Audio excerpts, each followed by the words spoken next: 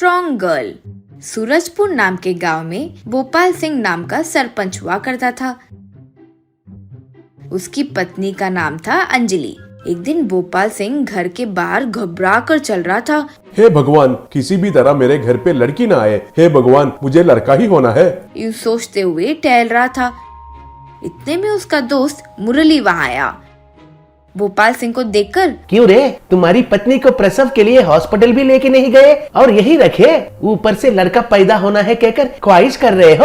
अब तक कौन सा जमाने में जी रहे हो? लड़की हो तो घर में लक्ष्मी आती है कहकर कुछ कह रहा था कि भोपाल सिंह, अरे बंद करो रे तुम्हारा ये लेक्चर। वो सब मुझे भी पता है। लड़की मुझे भी बहुत पसंद है, लेकिन मैं लड़की क्यों नहीं चाहता हूँ ये मैं तुम्हें नहीं बता सकता हूँ। यूं कहा। इतने में एक बूढ़ी औरत घर के अंदर से बाहर आकर, बेटा लड़की हुई है, यूं बोली। भोपाल सिंह, मर गया रे। यूं कहा। मुरली को कुछ समझ नहीं आया। लड़की होने पर मर गया, ऐसा क्यों बोल रहे हो? यूं पूछा भोपाल सिंह। आगे आगे खुद जान जाओगे। यूं कहा। भोपाल सिंह अंजलि अपनी बेटी का नाम दिव्या रखे। कुछ दिन बाद दिव्या को झूले में बिठाए। मुरली एक खिलौना दिव्या के लिए तोहफे में लेकर आया। दिव्या उस खिलौने को हाथ में पकड़कर इधर उधर घुमाकर दूर फेंक दी। वो खिलौना दूर उछलकर घर के उस तरफ दूर जाकर गिर गया। मुरली के मुंह से शब्द नहीं निकल रहे थे। भोपाल सिंह, अब समझे मुझे लड़का क्यों चाहिए था। हमारे वंश में लड़कियां जो पैदा होते हैं उन्हें ऐसा अद्भुत शक्तियां मिलती हैं। ये वर है या श्राप है मुझे पता नहीं, इसलिए सोचा कि लड़की ना हो। यूं कहा। इस तरह 10 साल बीत गए। एक दिन दिव्या भोपाल सिंह से, पिताजी कल से मैं स्कूल नहीं जाऊंगी, यूं बोली। भोपाल सिंह, क्या हुआ बेटी? यूं पूछा। अंजलि, क्या हुआ होगा आप खुद समझ सकते हो ना। वो लोग इतने दिन रहने दिए वही बड़ी बात है, बस अब नया स्कूल ढूंढना होगा, यूं बोली। कुछ दिनों बाद दिव्या एक नई स्कूल में भर्ती हुई। स्कूल जाते हुए पहले दिन अंजलि दिव्या से, देखो बेटी तुम आज से बहुत ध्यान से रहना। तुम्हारे पास शक्ति है, ये किसी को जानने मत देना, किसी से लड़ाई मत करना, चुपचाप जाकर ठीक से वापस आ जाना, समझी? यूं बोली दिव्या। अब्बा ठीक है माँ, कितनी बार यही बात कहोगी, यूं बोली। दिव्या स्कूल बस में बैठी।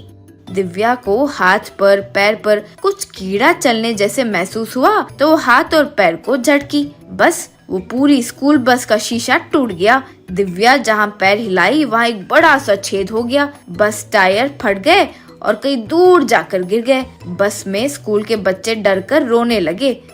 दिव्या भी रोते हुए घर चली गई।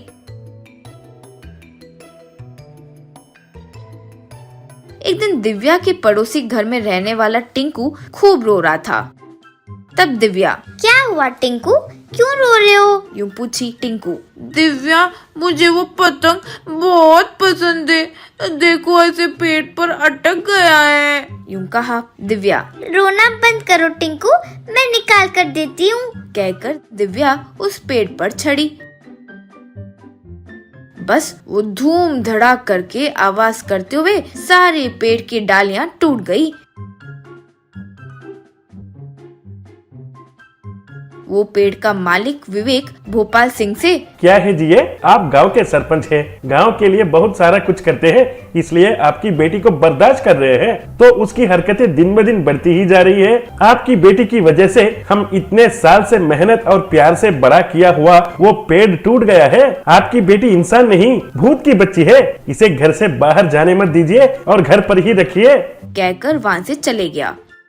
दिव्या, मैं सबके लिए कुछ अच्छा करने की सोचती हूँ, तभी ऐसे क्यों हो जाता है पिताजी, इसमें मेरी क्या गलती है, यूं बोली। क्या जवाब दे समझ नहीं पाया तो भोपाल सिंह बहुत दुखी हुआ। कुछ दिनों बाद एक दिन सूरजपुर में 4 डाकू चोर आए। गांव में लोगों को बंदूक से डराकर उनके पास मौजूद पैसे जेवर सब ले लिए। चारों का नायक वीरा उस गांव के लोगों से, हमने सोच लिया तो क्या होता है जानते हो ना, हम आए जितने बार तुम अपने आप अपना हिस्सा हमें लाकर दे दो, समझे? यूं कहा। इतने में दिव्या वहाँ आई। वीरा से। क्या आप फिर हमारे गांव वापस आओगे? आने के लिए पहले तुम्हें यहाँ से जाना तो होगा ना? यूं बोली वीरा। उंगली जितनी भी नहीं हो और हमें ही डराओगी? कहकर उसकी तरफ बंदूक रखा। दिव्या उसका बंदूक पकड़ ली। वीरा बंदूक खींचने की बहुत कोशिश किया। बहुत प्रयत्न करने पर भी बंदूक जरा से भी नहीं हिली। वीरा को क्या चल रहा है कुछ समझ नहीं आया। वहीं मौजूद अपने आदमियों से, अरे देख क्या रहे हो, बंदूक खींचो। यूं कहा। बाकी तीनों चोर मिलकर वीरा को पीछे से पकड़कर खींचने लगे, लेकिन खींच ही नहीं पाए। क्या चल रहा था उन्हें कुछ समझ नहीं आया। दिव्या दूसरे हाथ से एक रस्सी लेकर उनको उससे जोर से बांधी और जोर से हिला दी। चारों के चारों अलग अलग जगह पर जाकर गिर गए और पीछे बिना मुड़े भाग गए। लोग ताली बजाकर दिव्या का अभिनंदन किए। अपने पैसे जेवर बचाने के लिए दिव्या का शुक्रिया अदा किए। विवेक भोपाल सिंह से, हमें माफ कीजिए सरपंच जी, आपकी बेटी को गलत समझे और बहुत बुरा भी बर्ताव किए। आज से आपकी दिव्या हमें भरोसा देते हुए साथ खड़ी है, वही बड़ी बात है। उनसे कुछ छोटे छोटे गलतियां हुआ तो भी हम कुछ बुरा नहीं मानेंगे, हम समझेंगे। यूं कहा। भोपाल सिंह, अंजलि, दिव्या खूब खुश हो गए।